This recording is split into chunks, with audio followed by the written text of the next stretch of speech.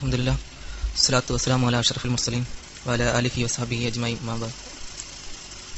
സ്നേഹധന്യരായ സഹോദരങ്ങളെ, സഹോദരിമാരെ, അള്ളാഹുവിൻ്റെ അനുഗ്രഹങ്ങളും രക്ഷയും നിങ്ങൾക്കെപ്പോഴും ഉണ്ടായിരിക്കട്ടെ. ഒരുപാട് മതങ്ങൾക്ക് അഭയകേന്ദ്രമായ നമ്മുടെ ഭാരതം, പല മതങ്ങളും വളരുകയും പല തത്വശാസ്ത്ര സംഹിതകളും തഴച്ചു വളർന്ന് ഇവിടെ മണ്ണടിഞ്ഞു പോയ ഒരു സമൂഹം.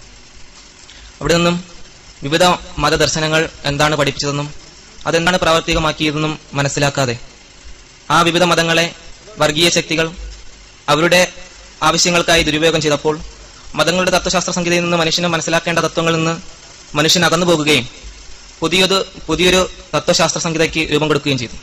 അങ്ങനെയാണ് 1918 കാലഘട്ടങ്ങളിൽ പല പ്രസ്ഥാനങ്ങൾ രൂപമെടുക്കുകയും അവയെല്ലാം മനുഷ്യ മനസ്സുകളിൽ ഉണ്ടാക്കിയ പ്രത്യയശാസ്ത്രങ്ങൾ മനുഷ്യന് ഉൾക്കൊള്ളാൻ കഴിയാത്ത രീതിയിൽ തകർന്നിടുകയും ചെയ്തു.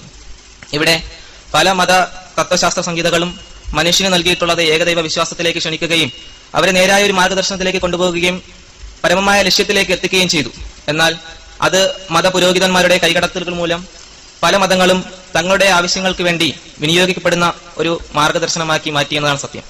ഹിന്ദുമത ഗ്രന്ഥങ്ങളുടെ കടന്നു നോക്കിയാൽ ഏകദൈവ വിശ്വാസത്തിനെ കുറിച്ച് പറയാത്ത ഒരു ഗ്രന്ഥവുമില്ല. അവിചാര്യന്തിമാ മൂഢമാനുഷീതനുമാശ്രിതം പരംഭാവമജാനന്ദോ മമഭൂത മഹേശ്വരം. ദൈവത്തിന് യഥാവിധി അറിയാത്തവൻ മൂഢനെന്നാണ് ഹിന്ദുമത ഗ്രന്ഥങ്ങൾ പഠിപ്പിക്കുന്നത്. എന്നാൽ ഇതിൽ നിന്ന് വ്യത്യസ്തമായി മതഗ്രന്ഥങ്ങളെ മനുഷ്യന് പഠിപ്പിക്കാതെ അത് മൂടി വെപ്പിച്ചുകൊണ്ട് ഒരു തത്വശാസ്ത്ര സംഹിതയ്ക്ക് രൂപം കൊടുക്കുകയും മനുഷ്യന് മതം എന്താണെന്ന് പഠിപ്പിക്കാതെ മനുഷ്യൻ എന്തിനാണ് ജീവിക്കേണ്ടതെന്നും അവൻ ആരാകേണ്ടതെന്നും അവൻ ഏത് ലക്ഷ്യത്തിലേക്കാണ് എത്തേണ്ടതെന്നും പഠിപ്പിക്കാതെ പോയ സമുദായങ്ങൾ. ഇവിടെ നിന്നും പല തത്വശാസ്ത്ര സംഹിതകൾ ഉണ്ടാകുകയും അതൊന്നും മനുഷ്യന് ഉൾക്കൊള്ളാൻ കഴിയാത്ത രീതിയിൽ ക്യാമ്പസുകളിലേക്കും അതുപോലെ തന്നെ വിദ്യാർത്ഥി രാഷ്ട്രീയത്തിലേക്കും കടന്നു കയറുകയും മതങ്ങൾ വേണ്ട എന്ന് വലിച്ചെറിഞ്ഞുകൊണ്ട് സ്വന്തം സഹോദരന്റെ മുതുകത്ത് പോലും രാഷ്ട്രീയ പ്രസ്ഥാനത്തിന്റെ ചിഹ്നങ്ങൾ കുത്തിക്കുറിക്കുവാൻ രാഷ്ട്രീയ ക്യാമ്പസുകൾ ഉപയോഗപ്പെടുത്തിയപ്പോൾ മതം എന്നും ഒരു കറുപ്പ് ശക്തിയായി തന്നെയാണ് വിദ്യാർത്ഥി സമൂഹത്തിൽ ഉൾക്കൊള്ളാൻ കഴിഞ്ഞിട്ടുള്ളത്.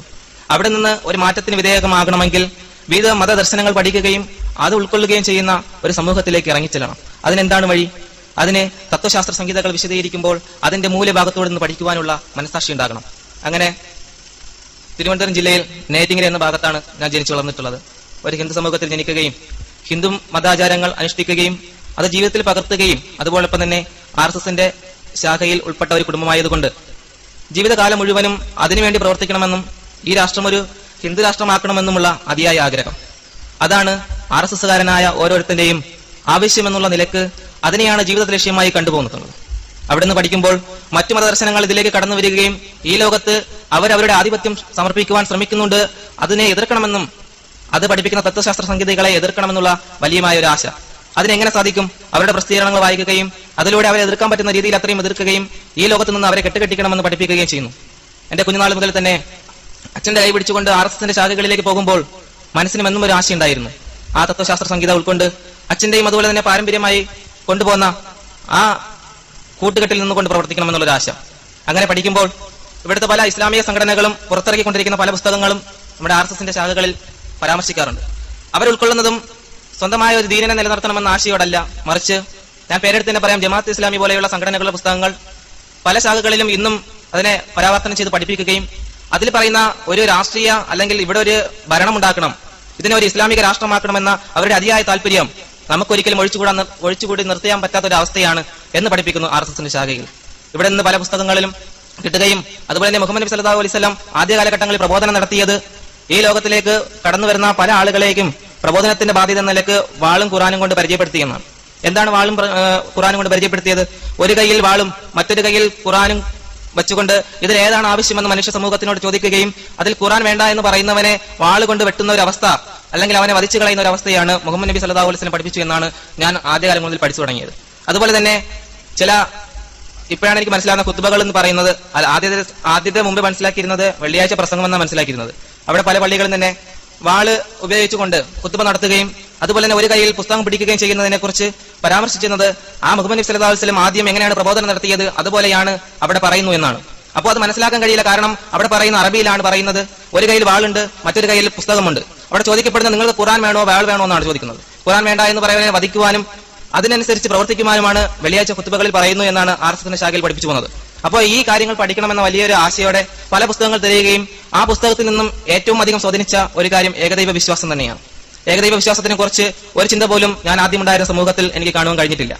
പല ക്ഷേത്രങ്ങളിൽ പോകുകയും അവിടുത്തെ ആചാരങ്ങൾ അനുഷ്ഠിക്കുമ്പോഴും മനസ്സിന് ഒരു ആഗ്രഹമുണ്ടായിരുന്നു ദൈവത്തിൽ നിന്നുള്ള ഈ ലോകത്ത് കിട്ടേണ്ട അനുഗ്രഹങ്ങൾ മാത്രം. അത് തന്നെയാണ് ഇന്ന് ക്യാമ്പസുകളിലും കാണുന്നത്. മുസ്ലിം സമൂഹത്തിനിടയിൽ ഒരുപാട് കാണപ്പെടുന്ന ഒരു കാര്യം. ഈ ലോകത്ത് ഏത് മതദർശനം ഉൾക്കൊള്ളുന്നവനും ദൈവത്തിന്റെ ആനുകൂല്യങ്ങൾ കൊടുക്കുന്നത് എല്ലാവർക്കും ഒരുപോലെയാണ്. അതുകൊണ്ട് നാളെ ഇവിടെ ഒരു കാര്യം ചിന്തിക്കേണ്ട ആവശ്യമില്ല. അങ്ങനെ ചിന്തിക്കാത്തിടത്തോളം സൃഷ്ടാവിനെ കണ്ടെത്തുവാനും കഴിയില്ല എന്ന് തന്നെയാണ് സത്യം.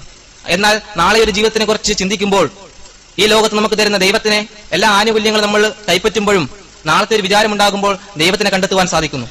അതുപോലെ ഞാനിങ്ങനെ ഏകദൈവ വിശ്വാസത്തിനെ കുറിച്ചുള്ള പുസ്തകങ്ങൾ പഠിച്ചുകൊണ്ടിരിക്കുന്ന അവസരത്തിൽ മറ്റുള്ള വേദഗ്രന്ഥങ്ങളിൽ നിന്നും അല്ലെങ്കിൽ മറ്റുള്ള മത തത്വങ്ങളിൽ നിന്നും വ്യത്യസ്തമായി ഇസ്ലാമിൽ എന്താണ് ഏകത്വത്തിന് പ്രത്യേകത? കാരണം ഇസ്ലാമിൽ ഏകത്വ വിശ്വാസം നിലനിൽക്കുകയും അതുപോലെ തന്നെ മുസ്ലിങ്ങളുടെ എല്ലാ ആചാരങ്ങളും കൂട്ടായ്മയോടെ നിർവഹിക്കുന്ന ഒരു കാഴ്ച. പലരും ഹജ്ജ് ചെയ്യുമ്പോൾ ഒരുമിച്ച് ഹജ്ജ് ചെയ്യുകയും നമസ്കരിക്കുമ്പോൾ ഒരുമിച്ച് നമസ്കരിക്കുകയും എന്ത് പ്രാർത്ഥന നടത്തിയാലും അവർ ഒരുമിച്ച് നടത്തുകയും ചെയ്യുന്ന ഒരു കാഴ്ചപ്പാടുണ്ടായപ്പോൾ ഒരു ഒത്തൊരുമയുടെ ഒരു കാര്യം കാണാൻ കഴിഞ്ഞു. പല ക്ഷേത്രങ്ങളിലും പല വിഗ്രഹങ്ങളും പ്രതിഷ്ഠിക്കുകയും അതിൽ ഒരു വിഗ്രഹത്തിനെ പൂജിക്കുന്നവൻ മറ്റൊരു വിഗ്രഹത്തിനെ പൂജിക്കാൻ പാടില്ല എന്ന് പോലുമുള്ള ഒരു വർഗീയമായ കാര്യം ഇന്നും ഹിന്ദു മതത്തിൽ നടന്നുകൊണ്ടിരിക്കുകയാണ്. വിഷ്ണു വിഗ്രഹത്തെ കാണുന്നവൻ ശിവവിഗ്രഹത്തെ കാണാൻ പാടില്ല എന്നും ശിവവിഗ്രഹമുള്ളിടത്ത് വിഷ്ണു വിഗ്രഹം വയ്ക്കില്ല എന്നും വാശി പിടിക്കുന്ന ഒരു കാര്യം കാണാൻ കഴിയും. അപ്പോ അവിടെയൊന്നും ഏകദൈവ വിശ്വാസമല്ല, മറിച്ച് പല ഇതിൽ കൂടെയും ഒന്നിലെത്തിക്കുന്നു എന്നുള്ള വിശ്വാസം അവർക്കില്ല തന്നെ. കാരണം പലരും പ്രസംഗിക്കുമ്പോൾ പറയും നാം കാണുന്ന എന്ത് പ്രവർത്തിച്ചാലും അത് ഏകനായ ഒരു ശക്തിയിൽ എത്തിക്കും എന്നുള്ള വിശ്വാസം എന്റെ കുടുംബത്തെ സംബന്ധിച്ചോളം എനിക്ക് കാണാൻ കഴിഞ്ഞിട്ടില്ല. അപ്പോൾ അങ്ങനെ പഠിച്ചുകൊണ്ടിരിക്കുന്ന അവസരത്തിൽ ഒരു സത്യാന്വേഷിയുടെ ആ മാർഗത്തിൽ നിന്ന് പല പുസ്തകങ്ങളും തിരയുകയും ആ പുസ്തകത്തിലെ കാര്യങ്ങൾ ജീവിതത്തിൽ പകർത്തിക്കൊണ്ടിരിക്കുന്ന അവസരത്തിൽ എന്റെ വീട്ടുകാർക്ക് എന്റെ സ്വഭാവത്തിൽ വന്ന മാറ്റം, RSS ശാഖയോട് നിന്നുള്ള ഒരു മാറ്റം, പിന്നെ ക്ഷേത്രത്തിൽ പോവാതെ അങ്ങനെ പല കാര്യങ്ങളിൽ നിന്നുള്ള വിട്ടുവീഴ്ച, അത് അവരുടെ സംശയമുണ്ടാക്കുകയും എന്നിൽ നിന്ന് പല പുസ്തകങ്ങൾ പിടിച്ചെടുക്കുകയും ചെയ്തു. ആ പുസ്തകങ്ങൾ നശിപ്പിക്കുകയും പിന്നെ ഇതിലേക്ക് അടുപ്പിക്കാത്ത രീതിയിൽ പല കാര്യങ്ങൾ ചെയ്തു. അതിനിടയിൽ തന്നെ ഒരു പള്ളിയിൽ പോയി നമസ്കരിക്കുന്ന സമയത്ത് വീട്ടിൽ നിന്ന് വീട്ടുകാർ കൂട്ടിക്കൊണ്ടുപോയും അവിടെ വെച്ച് വർദ്ധിക്കുകയും പിന്നെ വീടിന്റെ ഒരു കോണിൽ മാനസികമായുള്ള തളർച്ചയിലായിരുന്നു. പിന്നെ അവിടെ നിന്ന് പുറത്തു പോകുവാനോ അല്ലെങ്കിൽ എന്താണ് കൂടുതൽ പഠിക്കേണ്ടതെന്നോ ഒരു ഇതുമില്ലാത്ത രീതിയിൽ ഇസ്ലാമികമായ ചിന്തയെ വല്ലാതെ മനസ്സിനെ കോരികിട്ടുകൊണ്ടിരിക്കുന്ന ഒരു അവസ്ഥയിൽ അവിടെ നിന്ന് എങ്ങനെയെങ്കിലും രക്ഷപ്പെടണം, കൂടുതൽ പഠിക്കണം, എങ്ങനെയാണ് പഠിക്കാൻ സാധിക്കുക? ഒരു വഴിയുമില്ല.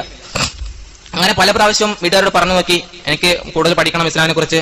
ഇസ്ലാമിലേക്ക് പോകുവാനല്ല, മറിച്ച് അതിന്റെ തത്വശാസ്ത്ര സന്ധികൾ എന്താണെന്ന് പഠിക്കുവാനും അതിനെ എതിർക്കുവാനുമുള്ള ഒരു അവസരം ഉണ്ടാക്കി തരണമെന്ന്. ഇങ്ങനെ പലവിധമായ ബഹിഷ്കരണങ്ങൾ നടത്തിക്കൊണ്ടിരിക്കുന്ന അവസരത്തിൽ ഇനി ഒരിക്കലും ഇതിൽ നിന്നൊരു മോചനം ഉണ്ടാവില്ല എന്ന രീതിയിൽ ഒരു ആത്മഹത്യാ ശ്രമം നടത്തുകയും ഇതിലൂടെ ഹോസ്പിറ്റലിലാക്കുകയും ചെയ്യുന്ന ഒരു അവസ്ഥ.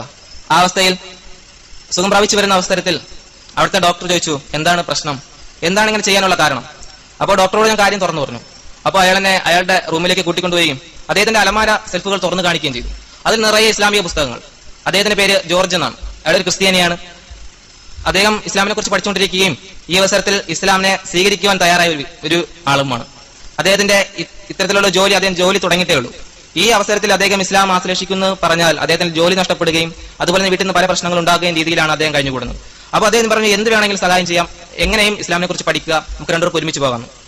അങ്ങനെ നിൽക്കുന്ന അവസരത്തിൽ പല മുസ്ലിം സുഹൃത്തുക്കളെ പരിചയപ്പെടുകയും അവരിൽ നിന്നുണ്ടായ കാര്യങ്ങൾ, അവരിൽ നിന്നുണ്ടായ ഒരു ഉന്മേഷക്കുറവ്, അവർ തന്നെ ഇസ്ലാമികമായി നമസ്കരിക്കുവാനോ അല്ലെങ്കിൽ ഇസ്ലാമികമായ ഒരു കാര്യങ്ങൾ ചെയ്യുവാനോ കൂട്ടാക്കാത്ത അവസ്ഥയിൽ എനിക്കും പിന്നെയും പഴയതിലേക്ക് പോകാനുള്ള ഒരു ആശ. കാരണം മുസ്ലിം സമൂഹം ഇങ്ങനെയാണ്. പലരോടും പറഞ്ഞപ്പോൾ പലരും പറഞ്ഞു ഈ മതം അത്ര ശരിയൊന്നുമല്ല, നമ്മളും പോയിക്കൊണ്ടിരിക്കുന്ന ജ്യോതിശാലയത്തിലും അതുപോലെ തന്നെ അങ്ങനെയുള്ള കേന്ദ്രങ്ങളിലൊക്കെയാണ്. അപ്പൊ നമുക്ക് ശാശ്വതമായ ഒരു അടിത്തറ ഈ മതത്തിൽ നൽകാൻ കഴിയില്ല.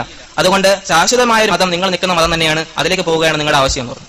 അപ്പോൾ ഞാൻ വീണ്ടും ആലോചിച്ചു. കാരണം എന്റെ വീട്ടുകാരൻ എതിർപ്പും അതുപോലെ തന്നെ ഇത്തരം ബഹിഷ്കരണങ്ങളും വീട്ടിലെ അവസ്ഥയൊക്കെ കണ്ടിട്ട് എനിക്ക് പിന്നെ തോന്നി എന്തായാലും പഴയലേക്ക് തന്നെ തിരിച്ചു പോകാം. അങ്ങനെ എന്റെ ഒരു സുഹൃത്ത് ഷമീർ എന്നൊരു പയ്യൻ ഒരു സ്വഹാബിയുടെ ചരിത്രം കൊണ്ടുവന്നു. ആ ചരിത്രത്തിൽ ഇസ്ലാം ആശ്രയിക്കുന്ന ഓരോ സ്വഹാബിയും ചെയ്യുന്ന ഓരോ പ്രവർത്തനങ്ങൾ, അവർക്ക് വേണ്ടിയുള്ള പീഡനങ്ങൾ, അവർ സഹിക്കേണ്ടി വന്ന കാര്യങ്ങൾ, അവർ നാളെയുടെ ജീവിതത്തിന് വേണ്ടി ലക്ഷ്യമിട്ട കാര്യം, അപ്പോൾ അതെല്ലാം മനസ്സിൽ തറയ്ക്കുകയും വീണ്ടും പിന്നെയും ഇസ്ലാമിനെ വേണം എന്നുള്ളൊരു ആശ.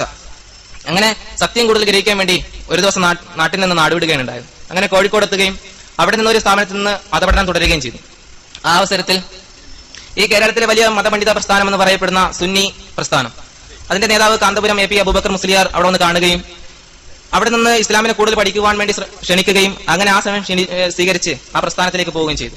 കാരണം ഇസ്ലാം എന്തെന്ന് പഠിച്ചുകൊണ്ടിരിക്കുന്ന അവസരത്തിൽ ഇത്തരം ആളുകളാണ് ഇസ്ലാമിക പ്രസ്ഥാനത്തിന്റെ ആചാര്യന്മാരെന്ന് കാണുകയും അവരുടെ വേഷ സംവിധാനവും അതുപോലെ തന്നെ എല്ലാ കാര്യങ്ങളും ഇസ്ലാമിന്റെ ആദർശം ഉൾക്കൊള്ളുകയാണെന്ന് മനസ്സിലാക്കി. അങ്ങനെ അതിലേക്ക് കടന്നു പോവുകയും അവിടെ പോയപ്പോൾ സമുദായത്തിൽ ഉണ്ടായിരുന്നേക്കാൾ അതിനപ്പുറമായ അവസ്ഥ. എന്താണ് അവിടെ കാണുന്നതിന് ഒരു കയ്യും കണക്കുമില്ല. ആളുകൾ ഇവിടെ നിർത്തിയിരിക്കുന്ന ബിംബത്തിന് മുമ്പിൽ അവരുടെ കാര്യങ്ങൾ അർപ്പിക്കുകയെന്ന് ഒരു ബോധമുണ്ടെങ്കിൽ ഈ ആളുകൾ പറയുന്നത് ഇതിലൂടെ മറ്റൊന്ന് കണ്ടെത്തുമെന്ന് പറയുന്ന ആളുകൾ പോലും ചെയ്യാത്ത രീതിയിലുള്ള അപ്പുറമുള്ള കാര്യങ്ങൾ. അങ്ങനെ കേരളത്തിലൊട്ടാകെ ഒരു സിയാർത്ത് ടൂർ സംഘടിപ്പിക്കുകയും കാന്തപുരത്തിനോട് പല സിയാർത്ത് ടൂറുകൾ പങ്കെടുക്കുകയും ചെയ്തു. അപ്പോൾ അവിടെ കാണാൻ കഴിഞ്ഞത് മക്ബറകളെ കെട്ടിപ്പിടിച്ച് കരയുന്ന കാന്തപുരത്തിനെ, ആ ഷേഖിന പല കബറുകളിലെയും തുണികൾ മുത്തുന്ന ഒരു അവസ്ഥ. അപ്പോൾ ഇത്തരം ഒരു മത ആചാര്യൻ ഏകദൈവ വിശ്വാസത്തിനെ കൂടുതൽ പ്രോത്സാഹനം ചെയ്യുന്ന ഇസ്ലാമിലുണ്ട് എന്ന് മനസ്സിലാക്കുവാൻ കഴിഞ്ഞതും അവിടെ നിന്ന് എങ്ങനെയും രക്ഷപ്പെട്ടാൽ മതി, കാരണം ഉണ്ടായിരുന്ന മതത്തിലേക്ക് ചിരിച്ചു പോയാൽ മതി എന്നൊരു അവസ്ഥ. കാരണം ഇത്തരത്തിലൊരു അവസ്ഥയിൽ പിടിച്ചു നിൽക്കാൻ ആർക്കും കഴിയില്ല. കാരണം അവിടെ കാണുന്നതും പ്രവർത്തിക്കുന്നതും അവരുടെ നേർച്ചയും വഴിപാടും അതുപോലെ തന്നെ മനുഷ്യന്റെ പേരിൽ അർക്കപ്പെടുന്ന മൃഗങ്ങളും ഇവിടെ ഞാൻ കണ്ടതും പഠിച്ചതും അതുപോലെ തന്നെ വായിച്ച പുസ്തകങ്ങളിൽ ഒന്നും ഇല്ലാത്ത കുറെ ആശയങ്ങൾ. ഇതൊക്കെ അവരോട് ചോദിച്ചാൽ തരുന്ന മറുപടി ഇപ്പോഴൊന്നും പഠിക്കാറായിട്ടില്ല, ഇനി പഠിച്ചു വരുമ്പോൾ കിതാബ് ഓതി വരുമ്പോഴേ മനസ്സിലാവൂ, അതിനുശേഷം എല്ലാം തിരിയുള്ളൂ. അപ്പോ ചെറിയ ചെറിയ ഇസ്ലാമിലെ ചെറിയ ചെറിയ പുസ്തകങ്ങളിൽ നിന്ന് വായിക്കപ്പെടുന്ന കാര്യങ്ങൾ പോലും ചോദിക്കുന്ന അവസരത്തിൽ ഇതിനെ വ്യാഖ്യാനിക്കപ്പെടുന്ന പണ്ഡിതന്മാരുണ്ട്. പണ്ഡിതന്മാർ പറയുന്നതാണ് അനുസരിക്കേണ്ടത്. അപ്പൊ പിന്നെ മറ്റൊരു മതവും ഇത് തമ്മിൽ എന്താണ് വ്യത്യാസം? ഒരു വ്യത്യാസമില്ല. അവിടെ നിന്ന് എങ്ങനെയെങ്കിലും രക്ഷപ്പെടണം എന്ന രീതിയിൽ അവിടുന്ന് ഒരു ദിവസം നാട്ടിൽ നിന്ന് നാടുവിട്ട പോലെ അവിടെ നിന്ന് നാടുവിടേണ്ട അവസ്ഥ. അവിടെ നിന്ന് ഓടി അങ്ങനെ യഥാർത്ഥമായ ഇസ്ലാമിന്റെ തനതായ ആശയം ഉൾക്കൊള്ളുന്ന പ്രസ്ഥാനത്തിലേക്ക് തിരിച്ചെത്തുകയും അവിടെ നിന്ന് ഇസ്ലാമിനെ കൂടുതൽ പഠിച്ചുകൊണ്ടിരിക്കുന്ന ഒരു അവസ്ഥയാണ് എന്റെ അവസ്ഥ. ഇതിൽ നിന്നും എന്റെ സഹോദരന്മാരോട് എനിക്ക് പറയുവാനുള്ളത്, ദീനുൽ ഇസ്ലാമിന്റെ ദഅവത്ത് അത് മാനുഷിക മൂല്യങ്ങളെ കൂടുതൽ ഉറപ്പുള്ളതാക്കുകയും നാളെ നമ്മുടെ ജീവിതത്തിന് കൂടുതൽ പ്രാധാന്യമുള്ളതുമായ ഒരു വസ്തുതയാണ്. എത്രയോ മനുഷ്യർ ഇതുപോലെ പല പ്രശ്നങ്ങളിലും വീഴുന്നു.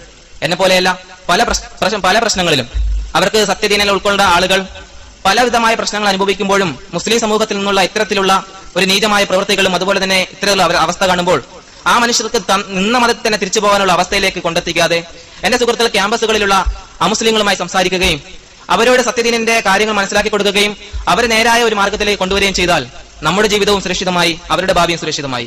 കാരണം ഇത്തരത്തിലുള്ള ഒരു മറ്റു വേദഗ്രന്ഥങ്ങളും വ്യത്യസ്തമായി നബി സല്ലല്ലാഹു അലൈഹി വസല്ലം പഠിപ്പിച്ച കാര്യങ്ങൾ കൂടുതൽ പ്രാവർത്തികമാക്കുന്ന ഒരു സമൂഹമാണ് മുസ്ലിം സമൂഹം. മറ്റു ഏതൊരു ആചാര്യം പറഞ്ഞ കാര്യങ്ങളും കൂടുതൽ അംഗീകരിക്കാത്ത സമൂഹത്തിനേക്കാളും മുഹമ്മദ് നബി പഠിപ്പിച്ചിരുന്ന ആദർശം കൂടുതൽ മനസ്സിലാക്കുന്ന ഇന്ന് നിലനിൽക്കുന്ന ഒരു സമൂഹമുണ്ടെങ്കിൽ അത് മുസ്ലിം സമൂഹമാണ്. അതുപോലെ മുഹമ്മദ് നബി സല്ലല്ലാഹു അലൈഹി വസല്ലം പറഞ്ഞ പോലെ എന്റെ സദസ്സിൽ അന്ന് എത്തിയിട്ടില്ലാത്തവർക്ക് ഇസ്ലാം എത്തിച്ചു കൊടുക്കുന്ന പോലെ എന്റെ സുഹൃത്തുക്കൾ മറ്റുള്ളവർക്ക് ഇസ്ലാം എത്തിച്ചു കൊടുക്കുക, അതിലൂടെ നമ്മുടെ ഭാവിയും സുരക്ഷിതമാക്കുക, മറ്റുള്ള ഭാവിയും സുരക്ഷിതമാക്കുക എന്ന് നിർത്തുകയാണ്. അസ്സലാമു അലൈക്കും.